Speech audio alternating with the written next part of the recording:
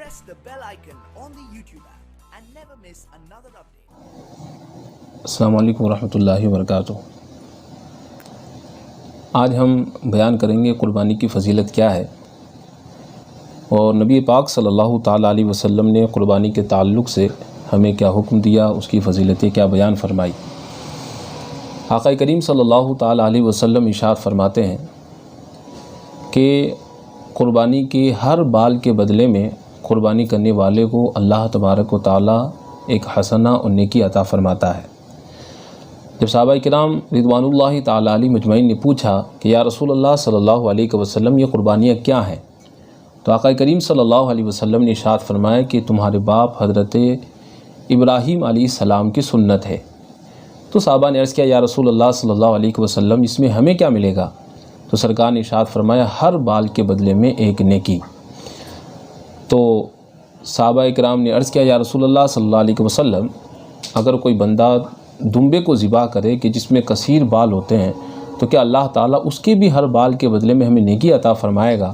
تو نبی پاک صلی اللہ علیہ وسلم نے ارشاد فرمایا کہ اللہ تعالیٰ دمبے کے بھی ہر بال کے بدلے میں نیکی عطا فرماتا ہے۔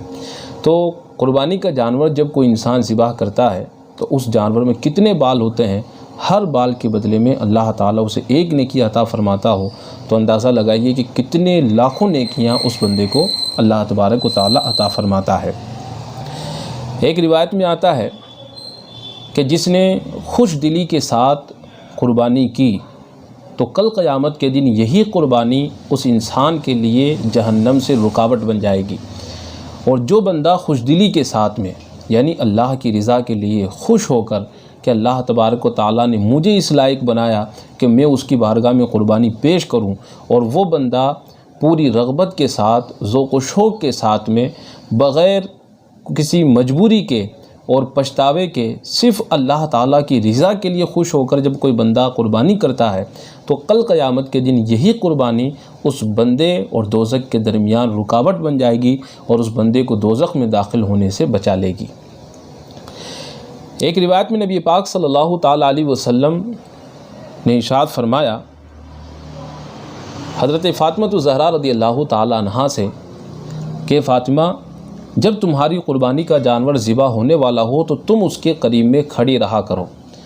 کیونکہ قربانی کے خون کا پہلا قطرہ زمین پر گرنے سے پہلے اللہ تبارک و تعالیٰ اس انسان کی مغفرت فرما دیتا ہے کہ جس کی طرف سے وہ قربانی کی جا رہی ہے۔ تو قربانی کی کتنی بڑی عظمتیں اور فضیلتیں ہیں کہ قربانی کے خون کا پہلا قطرہ زمین پر گرنے سے پہلے ہی اللہ تبارک و تعالیٰ اس انسان کی مغفرت فرما دیتا ہے کہ جس کی طرف سے وہ قربانی رب کی بارگاہ میں پیش کی جا رہی ہے۔ اسی طرح حضرت علی رضی اللہ تعالیٰ عنہ سے ایک روایت ہے، آپ فرماتے ہیں کہ جب کوئی بندہ قربانی کا جانور خریدنے کے لیے چلتا ہے تو اس کے ہر قدم پر اللہ تعالیٰ اسے 10 نیکیاں عطا فرماتا ہے، اس کے 10 گناہوں کو معاف فرما دیتا ہے اور اس کے 10 درجات کو بلند فرماتا ہے۔ اور جب وہ قربانی خریدنے کے لیے قربانی کے جانور کے مالک سے جب گفتگو کرتا ہے تو اللہ تعالیٰ اس کی گفتگو کو اپنی تسبیح میں شامل فرما دیتا ہے، اور جب وہ معاملہ طے کرنے کے بعد اس قربانی کے جانور کی رقم ادا کرتا ہے تو اللہ تعالیٰ ہر ایک روپے کے بدلے میں اسے 700 نیکیاں عطا فرماتا ہے۔ اور جب وہ قربانی کا جانور لے کر گھر لوٹتا ہے اور قربانی کے دن جب وہ قربانی کا جانور ذبح کرنے کے لیے زمین پر لیٹاتا ہے تو اللہ تبارک و تعالیٰ کے فرشتے سطح زمین سے لے کر آسمانوں کی بلندی تک جتنے اللہ کے فرشتے ہیں وہ سب اس بندے کے لیے دعائے مغفرت کرتے ہیں۔ اور جب وہ اس جانور کو ذبح کرتا ہے تو اس جانور کے خون کا قطرہ زمین پر گرنے سے پہلے اللہ اس کی مغفرت فرما دیتا ہے، اور خون کے ہر قطرے کے بدلے میں اللہ تعالیٰ ایک فرشتے کی تخلیق فرماتا ہے، اور وہ فرشتہ قیامت تک اس انسان کے لیے مغفرت کی دعائیں کرتا رہتا ہے۔ اور جب وہ بندہ اس جانور کے گوشت کو تقسیم کرتا ہے تو اللہ تبارک و تعالیٰ اس کے گوشت کے ہر حصے کے بدلے میں اولاد اسماعیل میں سے ایک غلام آزاد کرنے کے برابر اس انسان کو ثواب عطا فرماتا ہے۔ تو یہ سب ساری عظمتیں برکتیں یہ قربانی کرنے کی ہے۔ اسی طرح ایک روایت میں آتا ہے کہ جب بندے قبروں سے اٹھیں گے تو اللہ تبارک و تعالیٰ فرشتوں سے کہے گا کہ میرے بندوں کے لیے سواریوں کا انتظام کرو۔ تو فرشتے پوچھیں گے مولا کہ ان کے لیے کیا سواریاں ہم لے کر آئیں اور کس طرح کی سواریوں کا انتظام کریں؟ تو اللہ تعالیٰ فرمائے گا کہ میرے بندوں نے جو قربانیاں کی ہیں ان قربانیوں کے جانوروں کو ان کی سواری کے لیے پیش کرو، کیونکہ میرے یہ بندے سوار ہونے کے عادی ہیں۔ یہ جب ماں کے پیٹ میں تھے تو ماں کا پیٹ ان کے لیے سواری تھا،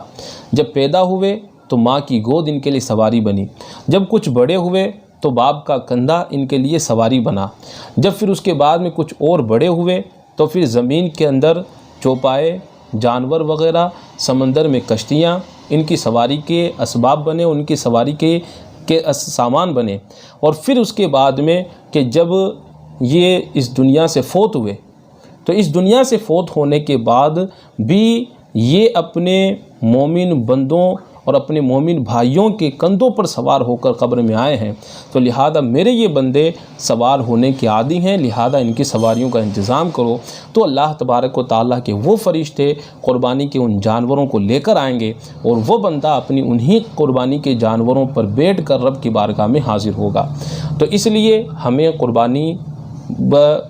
پوری خوش دلی کے ساتھ میں رب کی بارگاہ میں ہمیں پیش کرنی چاہیے، اس میں کوئی دکھاوا نہیں ہونا چاہیے اور اللہ کی رضا مقصود ہونی چاہیے، اور جو لوگ کہ جن پر قربانی واجب ہوتی ہے وہ خوش دلی کے ساتھ اپنی قربانی کے جانور کو رب کی بارگاہ میں پیش کریں۔